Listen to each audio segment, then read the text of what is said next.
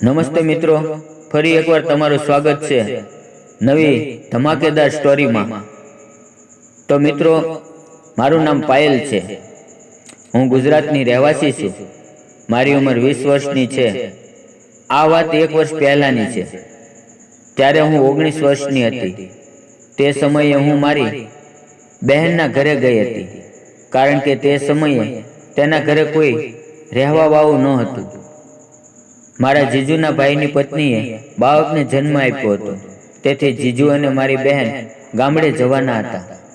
જીજુના પિતા જે સરકારી નોકરી કરતા હતા અને તે પોલીસમાં હતા, તેથી તેમને રજા ન મળી। તેના કારણે તે ત્યાં જ રહ્યા। મારા પિતાએ મને કહ્યું, તું તેમના ઘરે જા, તેમની માટે ભોજન બનાવ અને ઘરની સંભાળ રાખજે। જીજુ અને મારી બહેનની અને તેના પરિવારની પણ તે જ ઈચ્છા હતી। પછી હું બીજે દિવસે બસમાં બેસીને નીકળી ગઈ, કારણ કે મેં મારી પ્રથમ વર્ષની પરીક્ષા પણ આપી દીધી હતી। વેકેશન હતું, તેથી હું એકદમ ફ્રી હતી। સાંજે જ્યારે હું ત્યાં પહોંચી, ત્યારે મારી તબિયત બગડી ગઈ હતી। ખૂબ જ ગરમી હતી, જેના કારણે હું થોડી અસ્વસ્થતા અનુભવવા લાગી। હું ત્યાં પહોંચી ત્યાં સુધીમાં મારી તબિયત વધુ બગડી ગઈ। ત્યારે મારા જીજુના પિતા મને તેની બાઇક પર ડૉક્ટર પાસે લઈ ગયા। તે દિવસે જીજુ ખૂબ જ વ્યસ્ત હતા અને તેને બીજે દિવસે સવારે બહેનની સાથે ગામ જવા નીકળવું પડ્યું। હવે હું તમને જીજુના પિતા વિશે કહું તો તેઓ ખૂબ જ હેન્ડસમ સિંઘમ પોલીસ ઇન્સ્પેક્ટર છે। તેમની ઉંમર લગભગ 40 વર્ષની હશે। તેમનું શરીર ખૂબ જ મજબૂત હતું અને તેમની ઊંચાઈ 5.5 ફૂટ ઊંચી હતી। હું તેમની સાથે બાઇક ઉપર જતી હતી। પછી ડૉક્ટર પાસે તપાસ કરાવીને હું ઘરે પાછી આવી।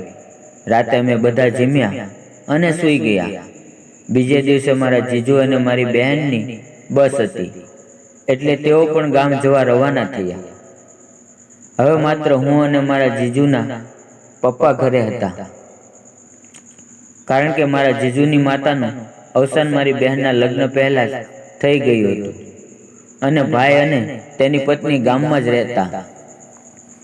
બીજે દિવસે હું સવારે 9 વાગ્યે જાગી ગઈ અને ચા બનાવી।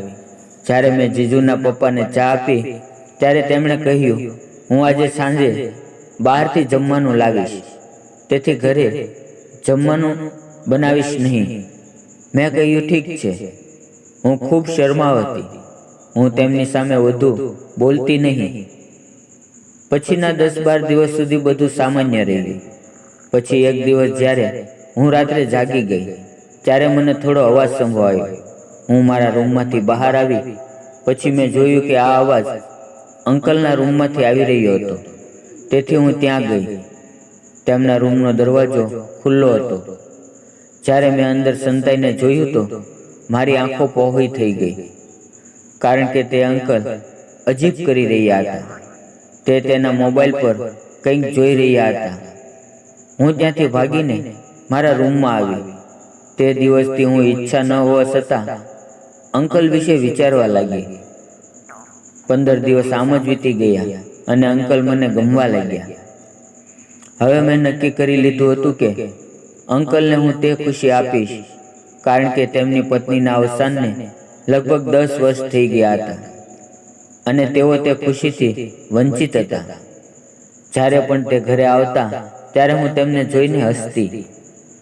એક રાતે જ્યારે તે ઘરે આવ્યા તો તેમણે કહ્યું, હું ખૂબ થાકી ગયો છું, હું નાહી લઉં છું, પછી હું થોડો આરામ કરીશ। મેં હા પાડી। સ્નાન કર્યા પછી અંકલ તેમના રૂમમાં ગયા। અંકલ નશામાં હતા। હું પણ સાથે હતી। અંકલને જોઈને હું હસી।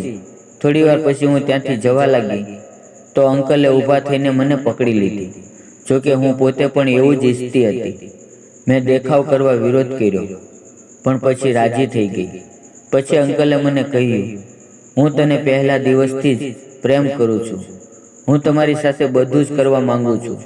મેં પણ કહ્યું કે અંકલ, હું પણ તમને બધી ખુશીઓ આપવા માંગુ છું।